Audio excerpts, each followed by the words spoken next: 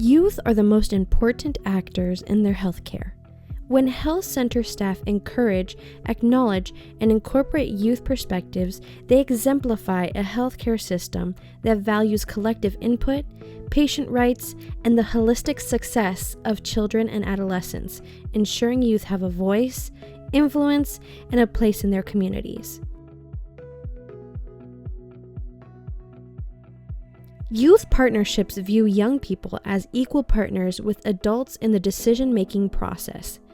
These partnerships are categorized into 3 models: youth-led, youth-adult, and adult-led. Great health centers recognize the value of youth partnerships in decision-making processes and engage youth in various aspects of their operations.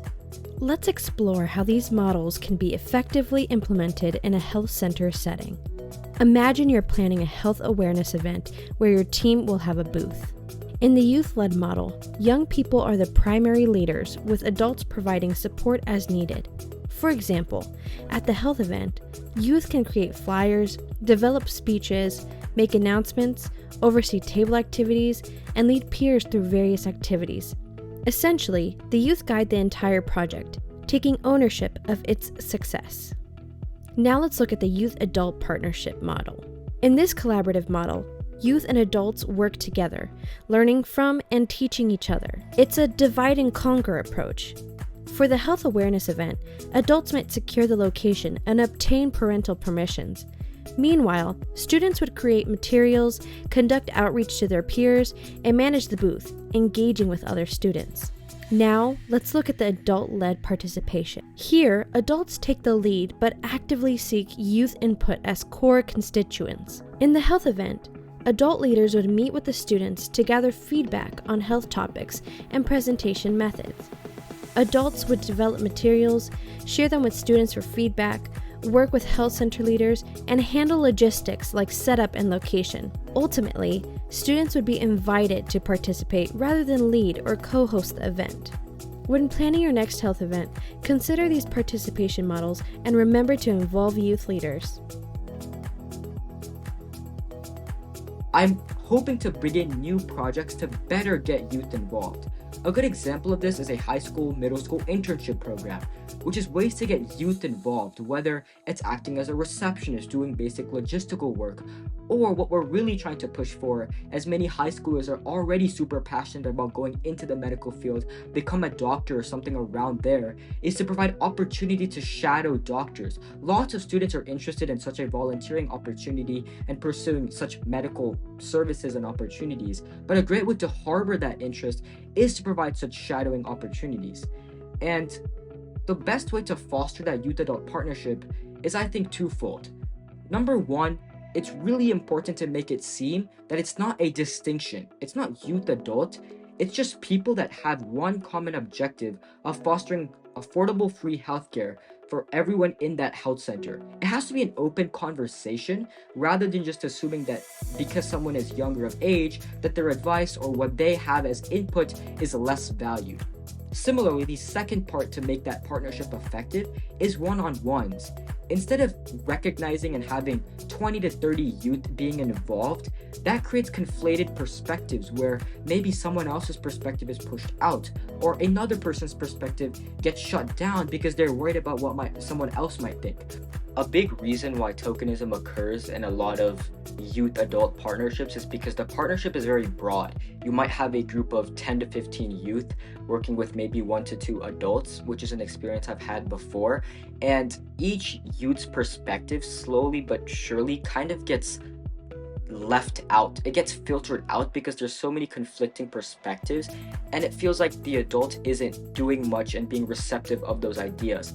I think a good example of this, you'd have a big group of volunteers and the adult would say, what are your ideas to influence and make the organization better, make fundraising more effective? And each youth would state their idea, but none of it really gets implemented. So while having large youth groups being involved in such advocacy is really effective, it's also important to have avenues where you can have one-on-one discussions with them.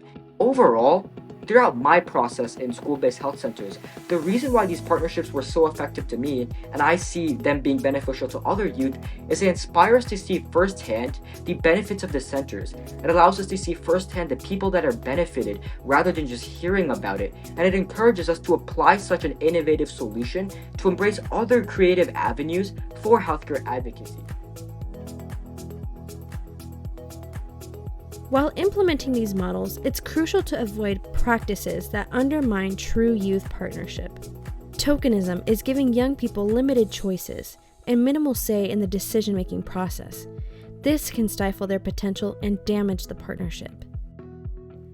Involving young people in a superficial way without any real decision-making power is using them as a decoration. Young people should be integral to the decision-making process, not just the face of the event. Adults having complete, unchallenged authority and abuse their power is manipulation, ultimately using young people's ideas and voices for their own gain. By avoiding these pitfalls, you can ensure a genuine and productive partnership with youth, fostering their development and enhancing the success of your initiatives.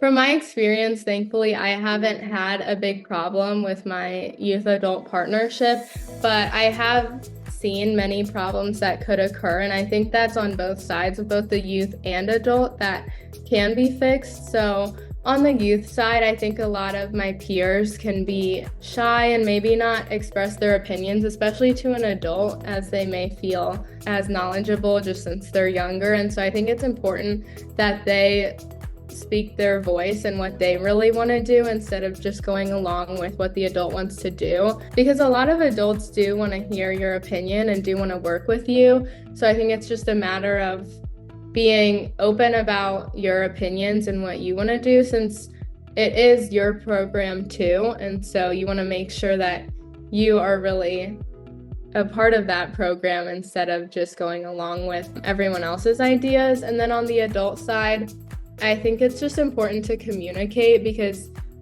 a lot of problems happen just with miscommunication and just being open. And I know that everyone has strong opinions, so it's important to making sure that you are listening to others and know that you're not always right in some aspects. And so I think on both sides it's important. A lot of it is communication, and you should just really talk to your adult or your youth to make sure that it's a healthy partnership and that that's something that you want to do. And maybe if it is not good, then you might want to find a new partnership that you think your program will succeed better in.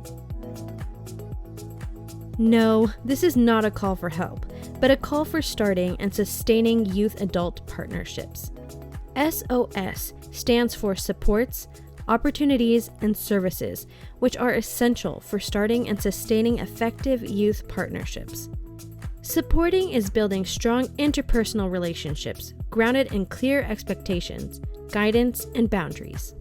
Opportunities are activities, roles, and responsibilities taken on and done by youth, where they have the chances to explore, belong, express, earn, and influence. Services means offering resources, knowledge, and goods to empower youth and create impactful partnerships. Youth-adult partnerships enhance service delivery and strengthen provider-patient relationships. Use the SOS framework when starting these partnerships and remember the importance of sustaining them.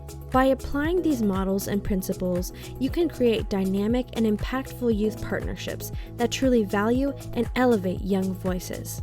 Learn more about youth-adult partnerships and integrate youth participation models into your health center.